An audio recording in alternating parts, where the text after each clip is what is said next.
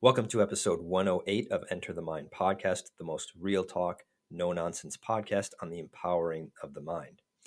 In today's episode, we're going to be talking about how to feel more empowered. Before we get to that, Kyra, how are you today? I'm doing good. I was making a cup of coffee in my chip teacup. So cute. Oh yeah, that's Yeah, Beauty and the Beast, Chip from Beauty and the Beast. so cool, right? So I was making a cup of coffee and it literally spilled all over me, all over my pants and all over my socks, but I matched so well. And I'm so stubborn that I said, I am not changing. I'm wearing a coffee sock today. It's happening. So, yeah, going good. What about you? Got it. Woke up, had my pre-workout drink, was going to go for a run, and I was so exhausted, I lied on the floor and covered my eyes, debating whether to go back to sleep. So that was my morning. And I think that's a good reminder that life doesn't always go the way that we want it to. But when that happens, the question is, do we allow that to slow us down, or do we allow that to accelerate us into our next activity? That being said, do you have an example of where you felt very empowered at some point in your life?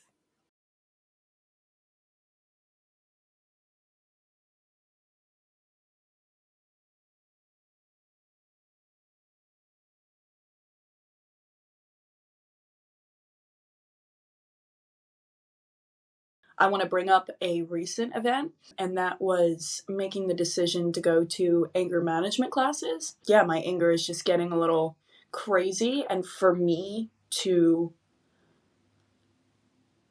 put myself in that position, like submit myself to, anger management classes, something I literally never thought I would do ever. And I was getting angry while looking up like anger management classes. And so it just feels really empowering. Like I feel empowered. Totally. Yeah, I can see how that would be very empowering. And that makes me think of when I signed up for improvisation classes. And Mhm. there's just something so empowering about signing up for a class. I don't know what it is. Honestly, I get you. It's nice as well because I feel like I'm also looking for a therapist right now. Um, and there were just like two things that I feel like I really needed. Like, my life is getting really successful, and I guess it would be almost naive of me to think that I can handle this on my own without emotionally throwing up on the people that I love, or getting angry, intensely angry around the people that I love. So even just signing up for the classes like lifted a weight, and I know that like there's still work to be done and like things to talk about, etc. But yeah, it just feels really empowering.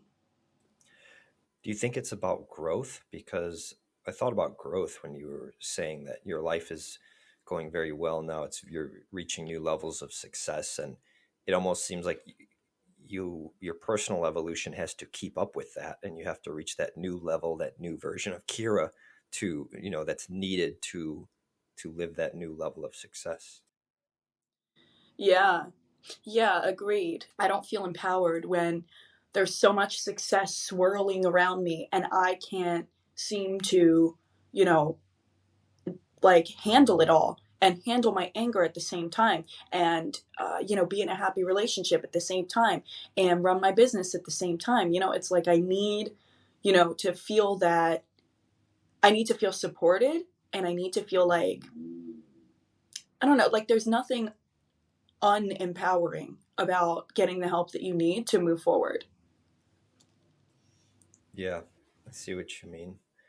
The supports are huge, and it's to some degree, I think, a matter of feeling control over our environment, like some sort of control. You can't be 100% out of control in the sense of like emotions are running you, or your environment is just so chaotic and you're just always constantly reacting.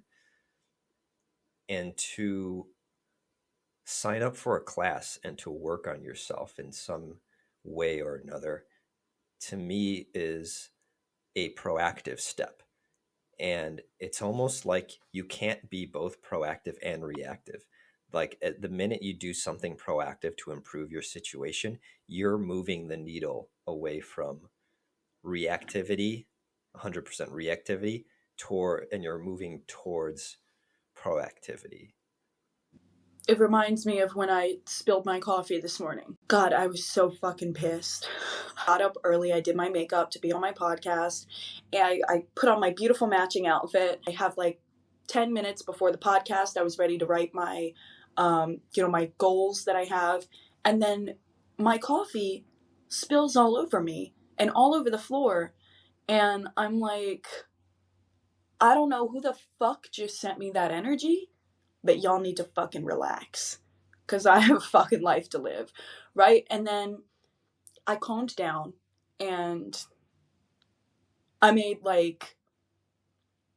and I genuinely calmed down. Like, it wasn't like I was making a joke about it, but like, I was like, I'm not changing. I'm not changing. I'm keeping my socks on. They match perfectly with my shirt. Black, black, chain, chain, red, red. And my boyfriend and I started laughing, but like, I would call that proactive as opposed to reactive. My reactivity when, the coffee cup spilled. Right, because you made a decision that your outfit was matching so well that you were willing to continue wearing a coffee soaked sock. And I Literally. can't say that I would do the same, but but I see your point. It's Yeah. something, there's something about like also feeling good about how you're dressed is very affirming, and Mm-hmm. it sort of goes in the positive direction. Like the opposite direction would be a victim stance or a victim reaction, and to say something like, oh, I'm gonna have to change the sock today because it's all soaked with coffee and now I'm not gonna match. And then you have a bad day because you go through the day and your clothes don't match and you wanted them to match, but then you blame it on the coffee. And so then you're blaming the environment for your crappy day. And that would, to me, that would be the reactive response. Definitely. And there is one thing that Grant said recently that's been sticking in my head, and it's he's talking about how like somebody's late to work, late to their job or whatever, and he's like, you were late to work, and he's like, what are you gonna blame the world? You're not late because of traffic. You're late because you didn't leave early enough. And that's really, it's that's how it went. I wouldn't have been probably as mad about my coffee if I woke up 15 minutes earlier, but I didn't want to. I was tired, right? So I can't blame anybody for that. It's just like, I didn't have enough time. And I feel like there's something so empowering about taking that accountability, because there's nothing empowering about victimhood. Nothing. Yeah, I think there's something to be said about proactivity keeping you close to reality, keeping you immersed in reality and engaged with reality. And as I've said in past episodes, um, the devil is an energy. The devil is non reality, in my viewpoint. And now, what is a non reality? Non reality is when you spill the coffee and your mind immediately goes to, why did I spill the coffee? I shouldn't have spilled the coffee. If I was only less clumsy, blah, blah, blah. All those statements are non realities. It's not the case that you didn't spill the coffee. It's the case that you spilled it. And so to say that, oh, I shouldn't have spilled this, or I should have taken my time, I should have been more careful, right? But we learn that because adults around us, as we grow up, say those things. They say, oh, you should be more careful, right? Why don't you be more careful? And so they're constantly feeding us non realities. Whereas They can make a statement instead. When I spill something, which happens to me also, I try to make a statement of reality. So I say to myself, there's coffee on the floor. There is coffee on the floor. By making a statement about reality, it's very clear what the next step is. Well, maybe I can clean up this coffee that's on the floor. But there's zero blame, there's zero movement into non reality. I'm actually moving closer to reality. I definitely get what you're saying, and I feel like that's how I work a lot in business. There's something that I want. I have the money to do it. Let's do it. Boom, bam. There's no need to start talking yourself down because you think that, you can't do something. Once again, there's nothing empowering about that. And that's also an illusion. Like you said, it's drawing us away from reality, because if we actually understood who we were, then we would know that we have everything that we need to move forward. And if we don't have a certain piece of information, so we don't maybe feel confident or empowered or something like that, guess what? There's literally everything at our fingertips. And there's, once again, there's just nothing empowering about talking yourself down out of a good day, out of your natural God given abilities, reality given abilities to do whatever the hell you want when you want to do it. Right. And I think it takes some degree of self awareness to realize that it costs us a lot to engage in the non realities and to play the victim. At least for me, I mean, that's how it was. It took a while. There's nothing empowering about being a victim. Like, there's nothing empowering about playing small. There's nothing empowering about hiding your gifts. What is empowering? Power gets a bad rap because you think like, oh, the person that just wants power, that's not a good person, right? When I was in Philly, I stopped by a museum and I learned about colonization. Pretty much the first people who like landed or whatever, they had all of these natural resources, and they were using all of the natural resources to produce, in their eyes, what they saw as wealth.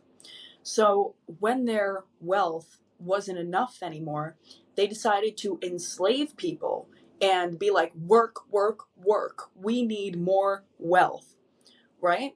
And then Hosier has a song called Power. It's called Nina Cried Power. And I don't know the people that he's talking about really, but he's like, they cried power. Like they craved power.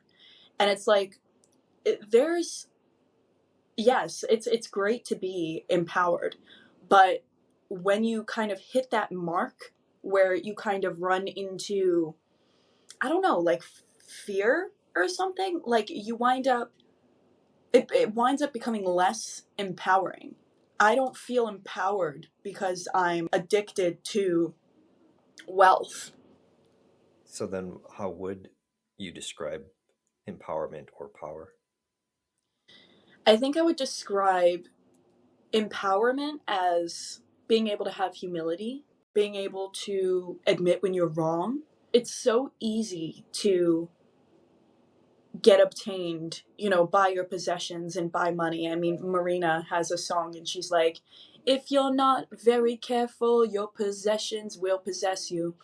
And it's so true. And like, there's nothing empowering about giving all of your power over to a possession, over to money, over to the wealthy side of life. Like that's not even wealth in my own words. What if empowerment is a matter of you are running your energy system versus your environment is running your energy? To reference, reality transurfing, Vadim Zeland's book, if the pendulum gets a hold of you, let's say some person gets rich and they like money and they buy a bunch of fancy cars and they're doing it because they're in some sort of feedback loop where the fame or the money keeps driving them. Like they're not doing it because they want to do it. They're doing it because the pendulum, this like wealth pendulum, is driving them to do it. They're being used almost like a parasite uses its host. And so there's this like parasite of like greed or something, and the greed just Yep. like infects them, takes a hold of them, and runs. Like any parasite, its goal is to replicate itself and to take over the host and to run, like use the host to its advantage, Mm-hmm. right? So it's like when a virus infects a computer and it just like tries to like take over the whole thing. So these concepts or these pendulums can infect us, run the energy. As human beings, we have a resource, which is our energy system. And so any other life form that is seeking to empower itself will try to acquire this resource, this energy system, and use it to its advantage for its desires and its mission and its goals. So there's a new prime minister of Italy, and her name is Giorgia Meloni or Giorgia Meloni. And she got on the stage the other day talking about, the highest of the government, like those people. She was like, they want us to lie down. They want us to be pure consumers. They want to take away our soul, our freedom to live and be who we are. Wealth of material isn't enough for them anymore. They're coming for our souls. They're coming for our minds. And a parasite or an infection can't infect. So, like, say, like an actual parasite, right? Like a botfly or something gets inside of you. They can't get inside of you unless you have an open wound. You can't get a cold unless your system is run down. So, with a computer can't get a virus unless it has the proper protection. So there's something repeating going on here, and pretty much we need to feel empowered in a healthy way, like I said, with the humility, with um you know there's nothing empowering about believing that you are at the mercy of a government who is trying to turn you into a slave, right? But there's something empowering about being free. Yeah, see, empowerment, I guess, is freedom, freedom from parasites or freedom to run your energy. I liked your song lyric where you said, possessed by our possessions, because that's totally the idea that I'm getting at. And it's not a matter of like possessions being the enemy. It's more of like, are the possessions running you or are you running your possessions? I'm sure that the government, way up top, the top of the government, I don't know what the hell they're called, they're feeling empowered. But they're feeling empowered from the parasite that's going on. Like, they're not actually feeling empowered. The parasite is feeling empowered. Right. So you're talking about like power or greed as a parasite or a pendulum, like that's running the people, right? So a person might be in a position of so-called power, but the question is like, are they really, is it them that's in the position of power, or are they a puppet being used by the power pendulum to accomplish the ends of and the goals of that power pendulum? And so maybe empowerment is about becoming no longer a puppet to anything, not just power, but like, That was amazing. right, to even like victimhood makes us puppets. You spill the Mm-hmm. coffee and then the rest of your day you're telling yourself, you know oh man, I can't wear my matching socks because I have spilled coffee and blah blah blah, and you're angry the whole day. It's the victim pendulum kind of like hijacking your energy for the entire day and just riding that out, taking a free ride for 24 hours. Whereas you could take a different approach like you did and release yourself from that pendulum and be like, you know what? hey, I like the way I look today. These clothes match. I don't care if there's coffee on it. This is my decision. I'm wearing this today. And there's something very empowering about that approach. Like yesterday, I was helping my boyfriend's daughter clean out her shelf, and I kind of like a negative thought slipped in, and I was like, ah, why am I doing this when I could be working? Why am I cleaning out this shelf? And then I caught myself and I was like, first of all, Kyra, first of all, this is something that you want done. Second of all, you are choosing to take the time with her to do this. And so if you would rather be doing something else, then go do it. You are not at the mercy of an environment. And when I tell myself that, I'm like, well, I actually, yeah, you're right. Like, I'm actually happy that I'm doing this. I do want to do this. I don't want to go work right now. I want to do this. I love the process you went through. You Mm-hmm. caught the thought as it entered your mind. You were helping that little girl clean up the shelf, and then all of a sudden, boom, this thought enters your mind of like, why am I even doing this? I should be working. Like, what am I doing? I want to relate this to like the virus stuff that we were talking about earlier, like with computers and like cybersecurity these days is a huge thing. The way that a virus infects a network is it has to find an opening. Somewhere there must be an opening. And energy leaks are huge opportunities for these viruses to sneak in to the energy system. Now, Mm-hmm. that thought, as it was like trying to sneakily cross the border into your mind, you were like, hang on there. This thought is not welcome here. This is not this, right? Now, what if you had let that thought in? It's going to get in, it's going to replicate itself and try to take over the host and run your entire energy system. They're almost like homeless people. They're almost like bums, right? And it's like, That's funny, but I excuse gotta me. say, you almost made me spit out my drink. That was so funny. Go ahead. Yeah, I get it though. Yeah, But it is true because, there are these homeless people who are trying to make a fucking tent city in my goddamn mind. And I'm like, bitch, y'all don't have any money. Y'all don't have anything to pay me. And I feel empowered by protecting myself and saying, if I let these people cross that bridge into my mind, they're homeless. They need to find a home. And if they can't find a home, they can't find a home. That's just what it is. They have to go back. right. So it comes down to resources because what homeless people are trying to do when they set up these tents or whatever on this property that they never bought is there's a resource of land that they're trying to claim as their own. Yep. And the thing is, resources do not always take physical form. Sometimes, and you could argue most of the time, resources take the form of energy. And so thoughts, when they enter our mind, they are trying to take energy from us. They're trying to use our energy. They're like trying to plug in and use this power source Mm-hmm. for their own benefit because without the host, they will not survive. The homeless person with no land will not survive. And it comes back to the bottom line of planet Earth is a game of survival.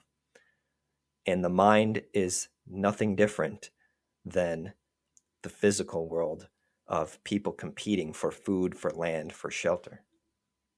Agreed. And I love, love, love the idea that if the homeless person cannot find land, they will not be able to park up. And if the parasite can't find a host, it will die off. And of course, nothing against homeless people, right? I mean, it's like I worked at a social services agency for the last 7 years that we help house a lot of homeless people, right? It's good to give them the resources, Yeah. but what we're trying to do is make a point about the battle for resources. Let's do a quick power question and then wrap up. So, if I were to think of a power question for today, I would say anytime we're experiencing a flow of energy, like a surge of emotion or energy, we should ask ourselves, is this energy genuinely from me, or is it some sort of parasite that has come in and is trying to hijack my energy? That's my power question for the day. How about you? And I'll add in, are you mistaking it for you? One may say, like, no, this is me. I am kind of annoyed right now. But it's like, is it really you? Or is it the parasite, making you think that it's you? And then one more power question I just wanted to add: what are you a host for? Who are you a willing host for? What energies are you a willing host for? And that one, I think, is even going to get me thinking. Yeah, those are some great questions. So, what an insightful episode into empowerment. And as always, we appreciate you watching or listening. We'll see you all next week. Did you find at least one gold nugget in today's episode? Then please like and subscribe and share it with a friend. And finally, if you're looking for a community of like-minded people, join our free Facebook group at facebook.com/groups/enterthemind.